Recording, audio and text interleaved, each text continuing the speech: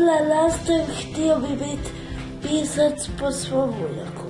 Ovo je Denis, čudo od djeteta. Zahvaljujući silnoj volji i unatoč cerebralnoj paralizi pohađa redoviti program osnovne škole. Ni kriv ni dužan našao se u središtu skandala. Ovo je i za mene i za moju obitelj veliki šok jer s jedne strane se iskazujemo kao veoma humanitarni narod koji ima djecu u srcu, a evo u ovom slučaju nam Denis ispada da nekom na duši i na savjesti. Denis je učenik 6. razreda Zagrebačke osnovne škole Silvija Strahimira Kranjčevića.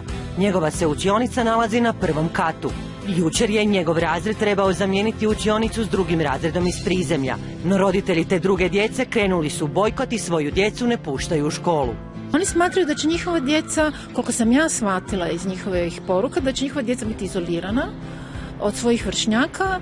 Predstavnici roditelja pak tvrde da ih je majka pogrešno shvatila.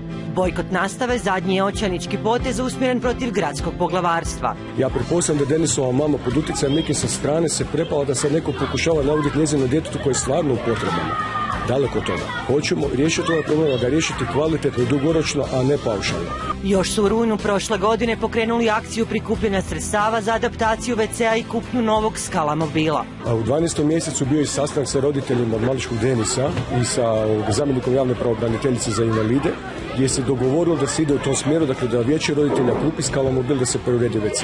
Nakon toga grad je zaustavio cijelu priču i rekli su ne, to je naša nadležnost, mi ćemo to riješiti. I da danas to nisu riješili. Nije lako biti roditelj djeteta s teškoćama, ali ne zato što imate dijete s teškoćama, nego zbog bešćutnosti sustava. Roditelji naglašavaju da nisu Denisu htjeli zaustaviti prelazak u prizemlje, nego se zalažu za dugoročno rješenje njegova problema. Mi hoćemo dobiti čvrsto uvjerenje od strane, dakle nadležnih da će problem biti riješen. I to je cijela priča. Da li će djeca ići u školu? Ma apsolutno, pa djeca su došla ovdje zato da idu u školu i da nauče nešto, a ne da čuče doma. A iz cijele priče nešto očito naučio i Gradski ured za obrazovanje, kulturu i šport. U samo jednom danu odlučili su krenuti s radovima na dizalu i WC-u. Bilo bi to pohvalno samo da se nije prelomilo na Denisovim leđima.